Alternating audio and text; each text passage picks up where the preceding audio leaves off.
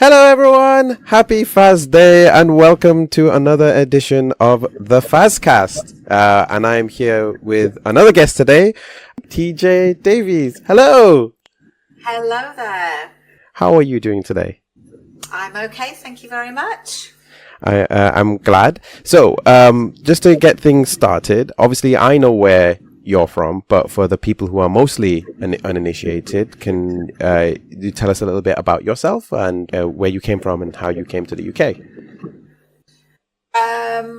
You mean to do with the game or me myself? You yourself first. We'll get to the game. I know we'll get to the game. A lot of people are interested in the game stuff. I'm TJ. I live in the UK. I'm from the north of England. Live on the south coast now, and I've been singing for lots of years. Let's just say lots of years.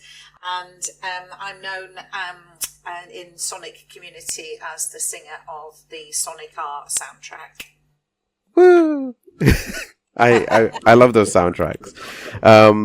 So we'll learn a little bit more about how you came to be into singing. I did read a bit of your bibliography, and I did read Australia in there.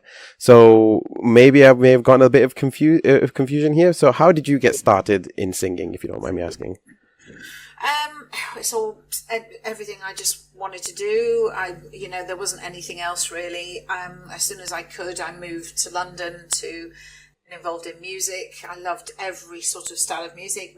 I did a bit of theatre stuff, and then I decided I wanted to be in bands, and I started to go for auditions in London. This is, we're talking late 80s, early 90s here. Yeah. And it came from there, really. I was doing my own gigs with my own music, with a singer-songwriter called David Brooks, who's now actually Gary Newman's keyboard player. I just started to answer, every advert known in any music paper.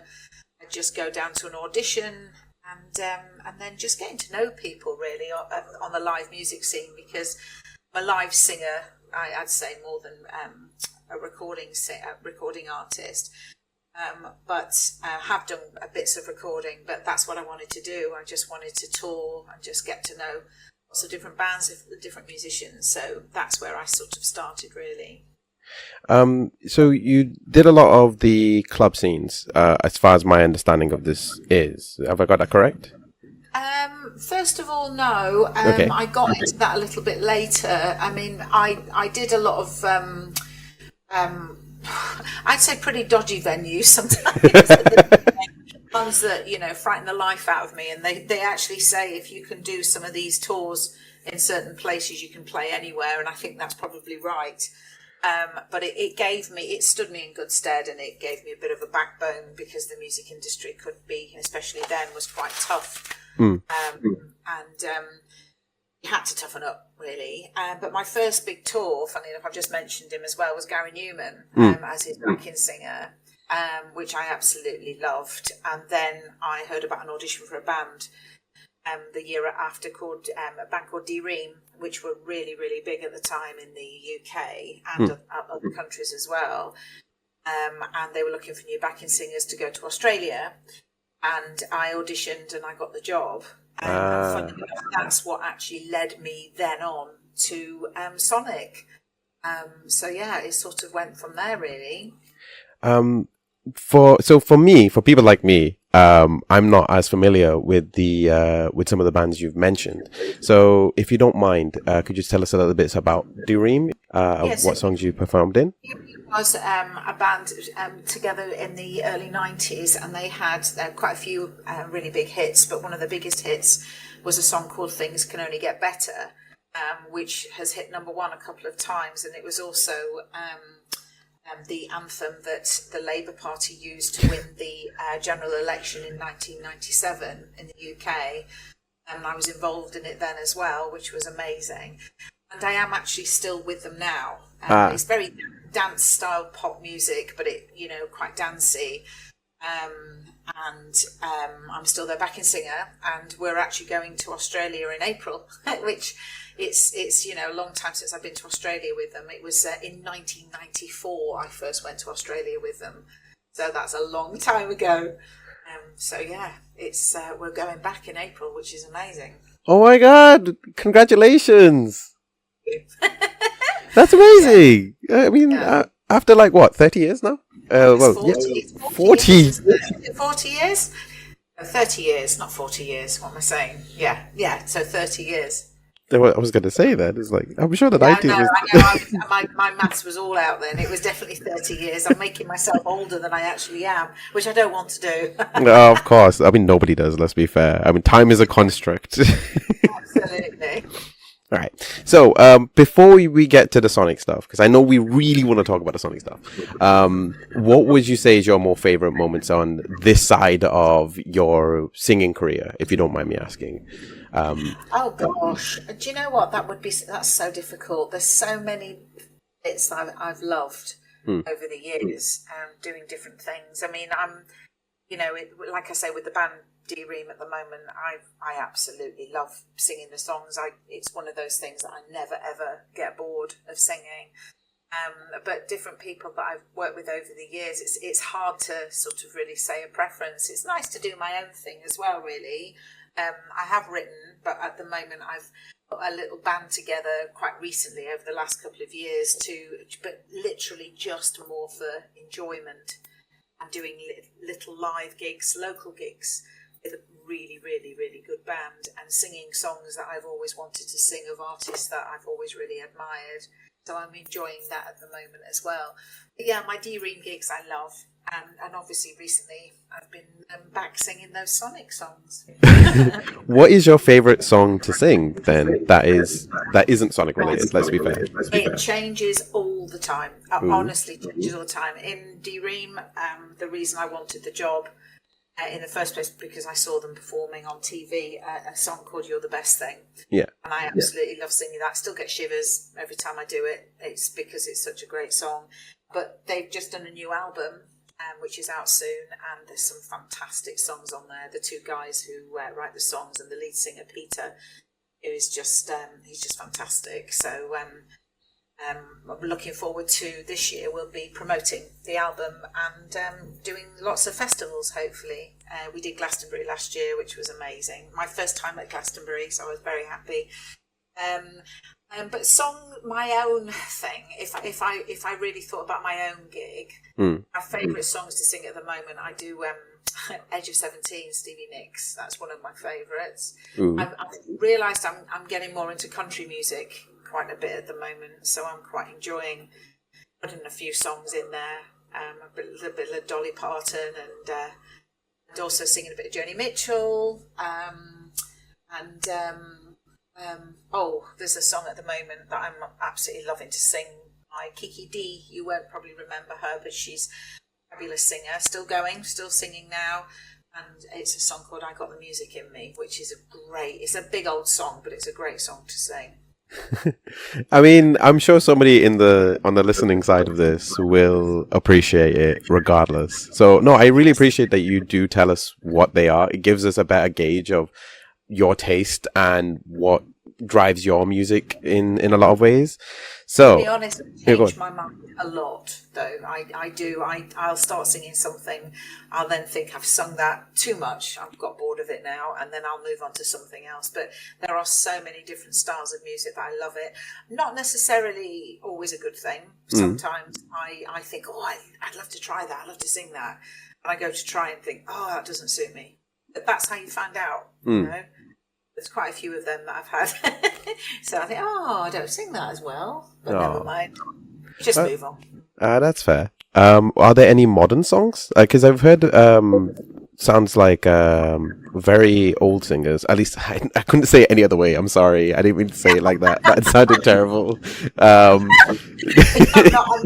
not insulted in any way. Can I just say somebody actually said to me after Sonic Symphonies came up to me, and it was very sweet, and I know they didn't mean it in a bad way, but they said, oh my God, your voice sounds amazing even at your age. Oh, wow. I did, but I took it in the way that it was meant. But it did make me giggle. It really did. I thought that was quite funny. Yeah. Oh gosh, I'm trying to think of more sort of up to date stuff. I'm saying more like, just to clear with the question, is like, have you ever sung songs that were more recent in memory? Like, it could have been in the 90s, 2000s, or even like 2020s. Absolutely. I mean, I used to be in a band that it was very much a party band that we'd have to be up to date. We did, we were doing Dua Lipa, Ellie Goulding, oh gosh, lots of different songs. I've had a little bit of a blank at the moment, a bit of Bruno Mars, a bit of everything. So I think that's the thing. I don't like to limit myself. I quite like if somebody comes up and says, why don't you try this? I'd like to think, oh God, I really like that, and I'll try it. I can imagine the Bruno Mars one's going really, really well, honestly. Yeah, definitely. So, we're here at the point. So there is a studio up in the north of England, based in Wilmslow, I believe, called Traveller's Tales. And if my history is correct, they were the ones that produced Sonic R. So how did you get involved with that? How were you approached here? Can I just say, I have to say that is so weird that you just said that, because I've just been over in Washington and I met one of the guys that works at that studio now. He was there in Washington from the north of England, and he said, I don't know if you remember. And to be honest, it was a long time ago, so I actually didn't remember who everybody that was involved. And I did actually tell him that with full apologies. But how strange is that you've just mentioned it? Because, yeah, he was there in Washington and we had a really lovely chat. So how I got involved with it, so it's in D-Ream, the band that I'm in now. The percussionist in D-Ream at the time had a girlfriend who went to university with Richard Jakes, who is the songwriter. Yeah. And he, for Sonic, obviously. Yeah. And she said, he's looking for a singer to do a demo, and just, a demo for a game. I knew nothing about this. I didn't really know anything about gaming music or anything like that. And I said, sure. And she put me in touch with him. He sent me a little cassette tape of Supersonic Racing. Oh. And with a vocal on it, or just a demo tape. I said, would you be up for recording it? And I said, yeah, absolutely. So I went to meet him and we did it. Didn't think anything else of it. I didn't think that, they'll probably get somebody with a name to sing it. I'm just doing it so they can send it over to Japan to see what they think. Anyway, Richard sent it off, and they came back and said, yeah, get her to do the soundtrack. Ooh, okay. So remember, this is the 90s, so everything kind of works. It's very different compared to how things are today. I need to put a timestamp on this. Is that how it normally worked? Literally a cassette. That was what I was given, and that's what we would have. We would have a little cassette tape of anything that was sent to us. I used to be sent songs all the time of different songwriters, and I've got them all still, of all these different songs from back in the day. So that's how we did it. And then I can't remember. I'm trying to remember where we first recorded it, the first initial version of it, but that's a blank. I'll have to ask him on that one. Are you still in contact with Richard? Yeah, I saw him last year, and then we obviously did the Sonic Symphony. So. Oh yes. Okay, we are skipping around timelines a little. Yeah. So, were you given the soundtracks first, or were you allowed to add? Just so I've understood, just so for the people listening, how did you come up with the other songs? Was it that Richard had them, or you produced them? No, that's all Richard. All Richard. He knew exactly what he wanted. He'd written the soundtrack, and I sang them. Did he also do the lyrics as well? Yeah, did everything, the music and the lyrics. Okay. So Richard did all the lyrics and music, and you provided the voice. I'm gonna be honest with you. I cannot imagine someone else doing the voice. It's very difficult to see someone follow what you produced. Well, he sort of knew. I mean, with the songs, he knew what he wanted, you know, and the fact that I'd already done Supersonic Racing, Yeah. and we knew it was going to work. It was a punchy racing game, and he knew my voice would work for it. So that was the first hurdle to get over, really. What was speaking of hurdles, what was do you remember any of the other notable hurdles you had of the game? When producing the soundtracks? I think sometimes it was very much, you know, the remit was it was up. Obviously, you're playing a racing game. It's got to be happy. It's got to be, you know, so if my voice got tired, that would be no good. So we'd always try and get it, you know, when I'd first be warmed up and go into the studio and let's try and get this in a few takes because it's always going to sound better. And also remembering to smile because, you know, but sometimes it'd help if I watched a screen and saw the little blue hedgehog running at the side of me. Yeah. To remind me how punchy it had to be and how happy. If you think about all the songs on that soundtrack, they're all very up and positive. So I'd say sometimes that would be, you know, like we've got to record that again because it might have sounded a little bit dry or a little bit wasn't in the keeping of what we were wanting. And then there was obviously all the backing vocals and all the little incidental ready, set, go and things like that. I'm from up north. I'm a Yorkshire girl, so there were certain things that I maybe had to change my pronunciation of certain things as well. Sounds slightly a little bit more American maybe. So we had all that as well. I don't think it worked. I don't think many people know that you're from the UK, like straight up. Well, they do in America now, I have to say, after I've met so many of them now. Honestly, they are, I think, very aware that I'm an English girl. So, yeah. Okay. So what was the hardest song to sing out of the lot? There's little bits in each song that, because Rich is very clever with his writing, he's, you know, the way that he would move, and there was sometimes it would go into a different bit in the middle of the song or something, and I would be like, oh, okay, I've got to make sure I'm understanding where that's going now, because he is a really, really clever writer. But I would say number one was quite hard, I think. But all of them for different reasons. I mean, some of them worked. It was immediate. It's like, right, yeah, we got it. Things like Supersonic Racing is just a full-on belt. It's a full-on song. There's something like Diamonds in the Sky needed something slightly softer in certain places, you know, which that's my favourite. So, but yeah, number one I remember being probably slightly tricky. Yeah. Just in general, I think with the guidance of we're in a studio with like engineers and different people as well, and we worked pretty quickly on it. We try and do pretty much a song a day. Okay. So from start to finish, how long did it take to do from first song to the end of project? How long did that take for you? I think we were in there. It was a couple of weeks, I think, maybe going into 3. But I think the vocals were all done and dusted in the first couple of weeks, as far as I remember.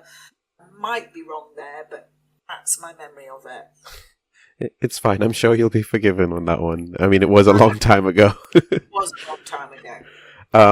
I got to ask this, since you live much further south. Do you live in a city? Do live in the city, yeah. Do you find yourself humming the song from time to time? Not now. I have to say it's really funny. Because I've been performing these songs quite a lot recently, every day I have a new song in my head. One of them is always a Sonic song. It's going to take a while for them to go, I think. Yeah, you've been pulled back in. I'm sorry. Oh, I don't mind at all. I'm having a blast. I love it. So I'm happy. So we are coming towards the last section of the podcast. So I have some community questions. Okay. You ready? Yeah. Ooh, ready, set, go. Oh, sorry, I had to try. My first question is from, I think you might be familiar with this person, hard_pretzel.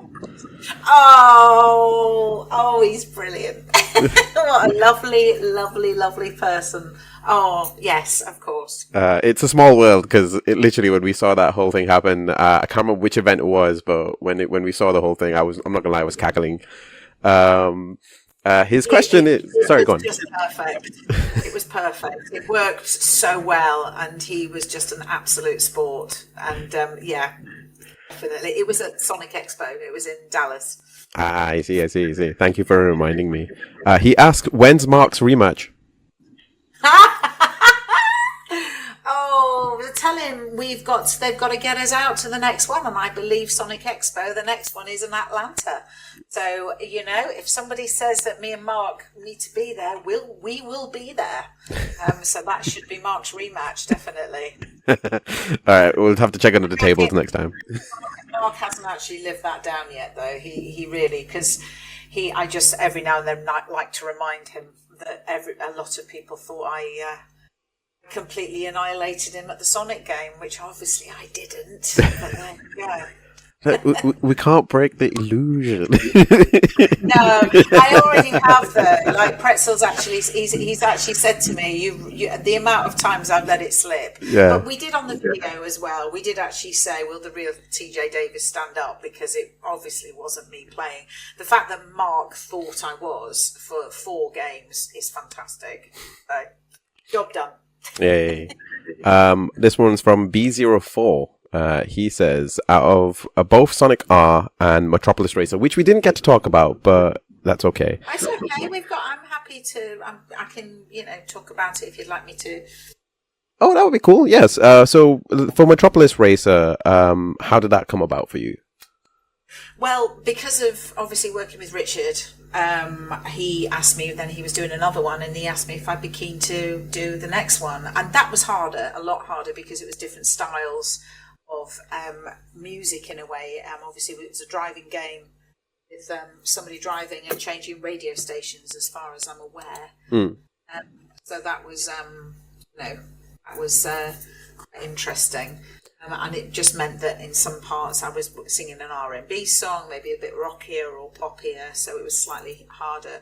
But the songs are great. The songs are really good from that as well. So, would you say that was the harder of the two? You said it was a harder of the 2 projects, but it was a harder project, yeah. And I also had to at the time, because I was signed to I was just becoming the lead vocalist of a different band. And they thought it might be a little bit of a conflict of interest, so I actually sort of went under a little bit of a pseudonym, which is ridiculous because everybody knew it was me anyway. I don't know why on earth I did that. So it doesn't actually say Helena Davison on the thing. No, it's me.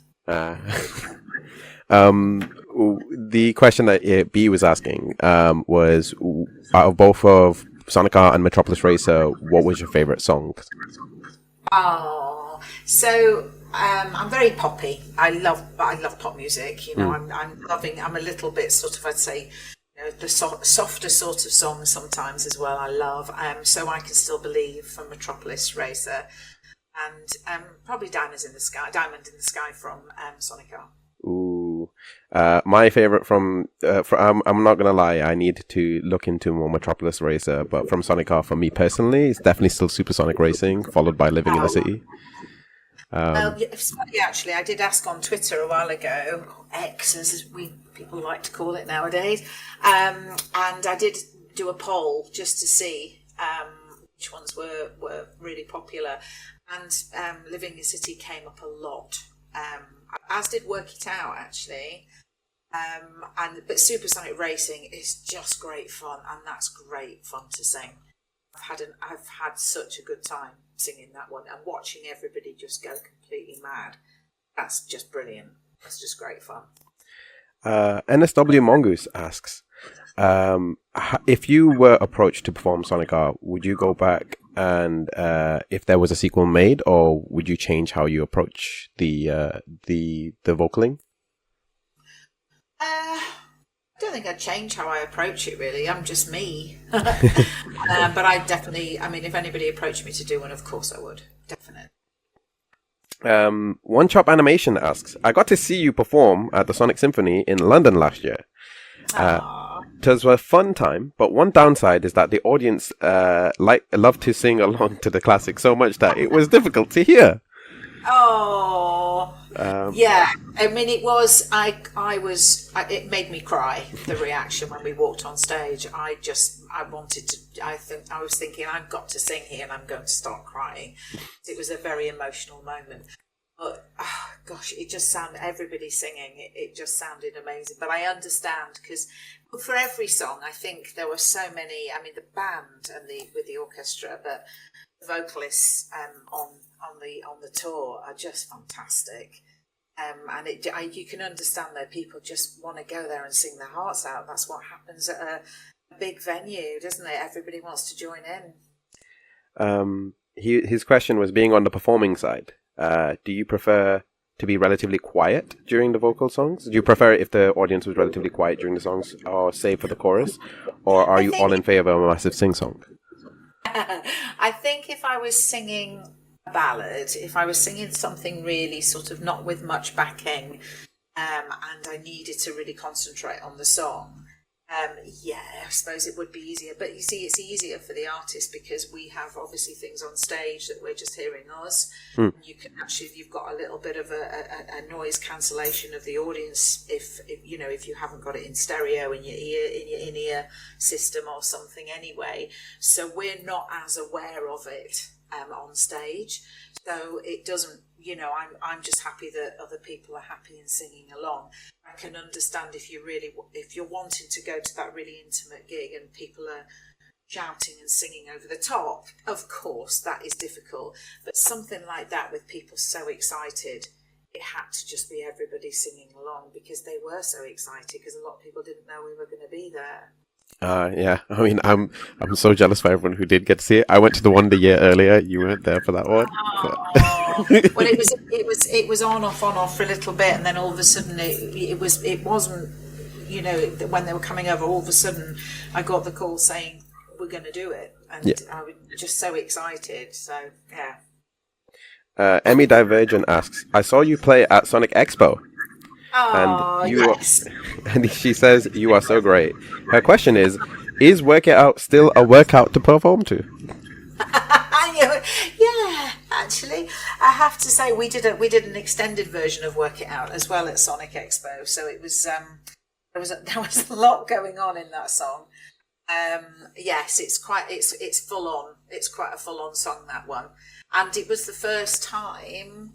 I think I'd done it. No, it was at Sonic Expo. It was the first time I'd actually sung it live. Oh, wow. Yeah, I'd never sung it live before. The only ones that I'd ever done live, I'd done some of the other ones, but Work It Out and Back in Time, those two I'd never done before until Sonic Expo. I mean, lucky for them. Jeez, I wish I was there now. Corinthian Third asks, why are your songs so good? You'll have to ask Richard that. I wrote them. I just sing them. Jasm asks, have you seen any covers of your game music online? And what are some of your faves, if you have any?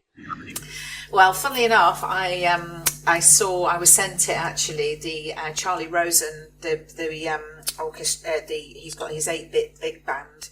They did a version of "Can You Feel the Sunshine," and I was so lucky to. He performed with the orchestra. He did an arrangement of "Can You Feel the Sunshine" for me to do with the orchestra. I'll start again. Obviously you can tell I was so excited about it because I'm falling over with my words here. But to meet him, because he's so clever, and he did a beautiful, beautiful version for Fest that I've just obviously come back from, and it was amazing. I love his 8-bit big band versions of songs that he does as well. But also, funnily enough, T. Lopes, who I actually met at MagFest, which was really lovely to meet him. He did a version of "Can You Feel the Sunshine" with his sister, I think it was, and that was sent to me over lockdown. Aww. It was really nice listening to them singing it together. I thought it was really nice. I completely forgot how was MagFest because you were there. Yeah. Absolutely. I think I must have walked at least 20,000 steps a day, just wandering around, getting completely lost because it was so huge. And it was great. I mean, the singing with the orchestra was fantastic. And then I did Michelle, the lady who actually was instrumental in getting me over to MagFest, from a flyaway comment on Twitter. Somebody had put a Sonic R karaoke thing from MagFest a year before, and I just said, why wasn't I invited? And she got in touch with me, and the ball started rolling from there. They had me doing lots of wonderful, weird, fabulous stuff over there as well, like in getting involved in a quiz show that I was completely confused, and if anybody does watch it online, you will see my confusion, which is even funnier apparently. But she played the game. She's a speed runner. She played the game while I sang the whole track. Wow! And that was just we had such a fantastic time. Everybody was in the room, and again, it was a noisy room because everybody was singing along. And help me if I went wrong. So because everybody was singing along with all the ad libs and everything, so that was great fun, and I got to meet an awful lot of people there. But obviously we'd just done a big show at a few months before at Sonic Expo, which was just amazing because I was with my keyboard player, Mark, obviously the really bad play Sonic R. I said it here first. I'm joking. And he did a great job. We did the whole track. We did a couple of Metropolis Street Racer songs as well, and that was just a fantastic concert.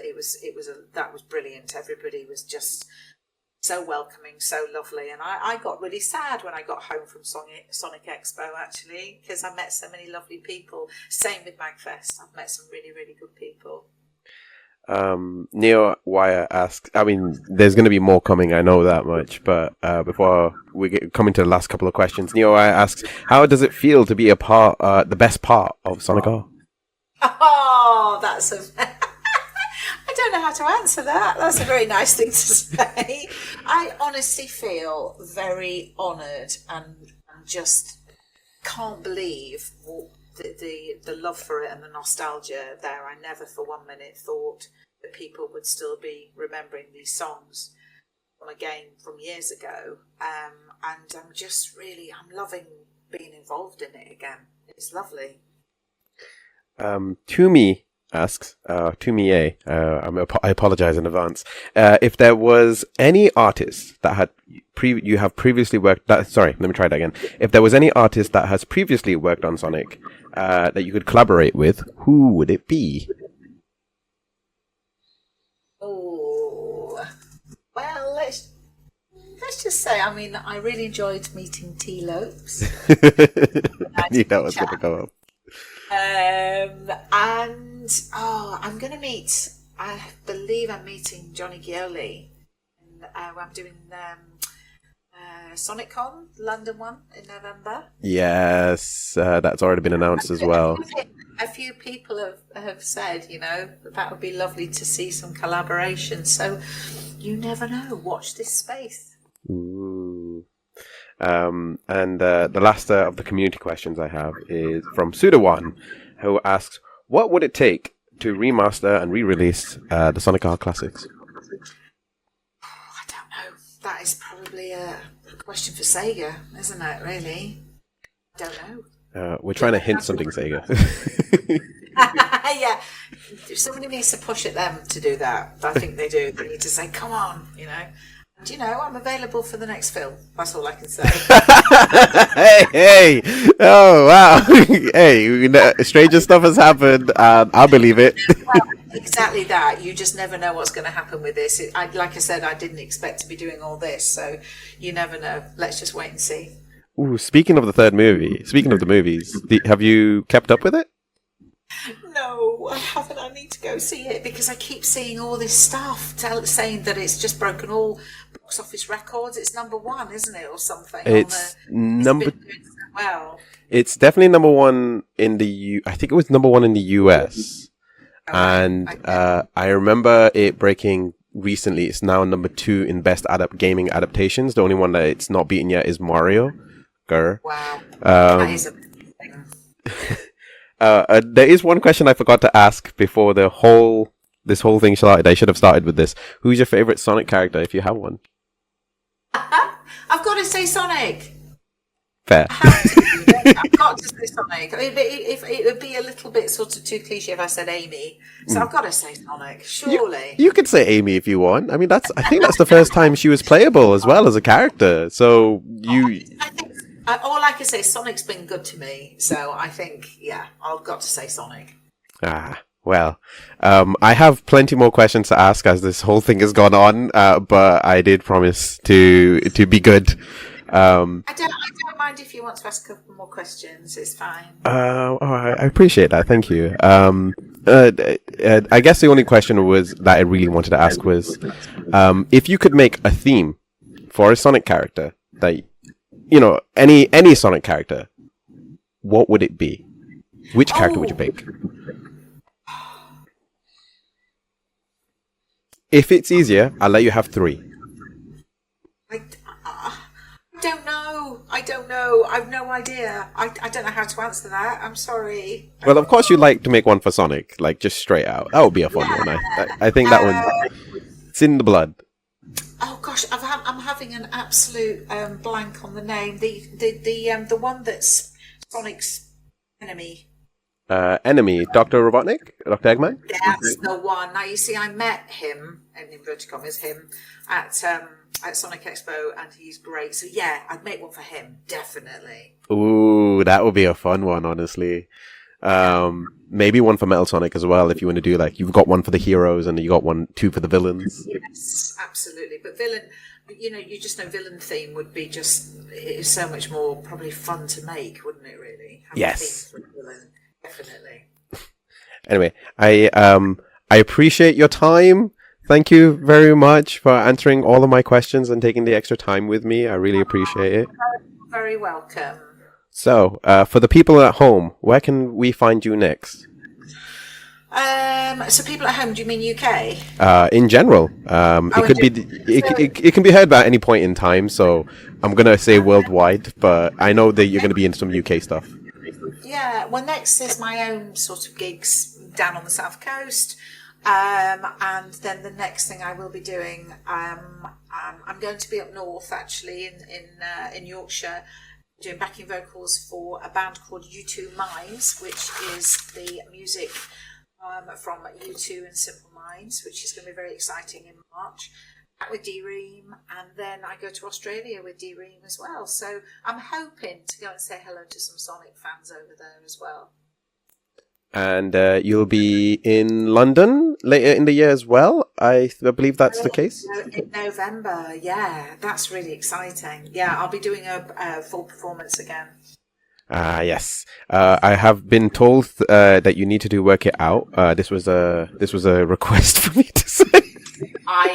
There's Work It Out will be in. It's got to be in the set because the response for that song. Oh, I'd be very foolish if I left that one out. Definitely.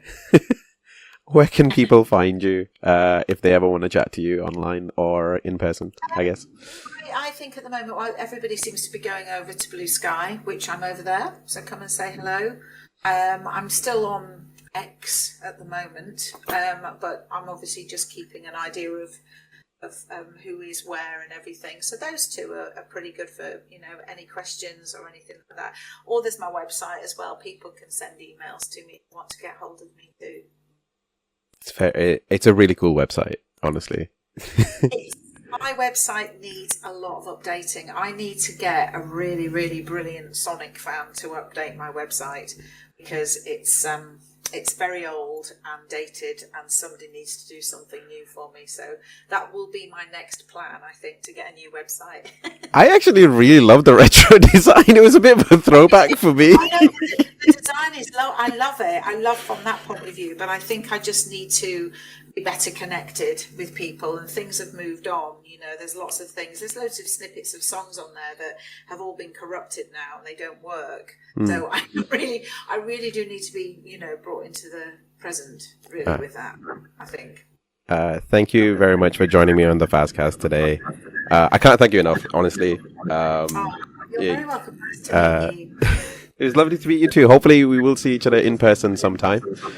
But in the meantime, thank you very much for joining me today. And if you do want to find more FazCast stuff, there's some on the YouTube channel. This will be probably dotted around everywhere. Let me know who you want to hear from next. You can find me on Twitch, YouTube, TikTok, whatever, I guess, at this point. Everything is in the description. But yeah, thank you very much. And I hope you guys have a very wonderful and happy Faz Day. Bye, everyone!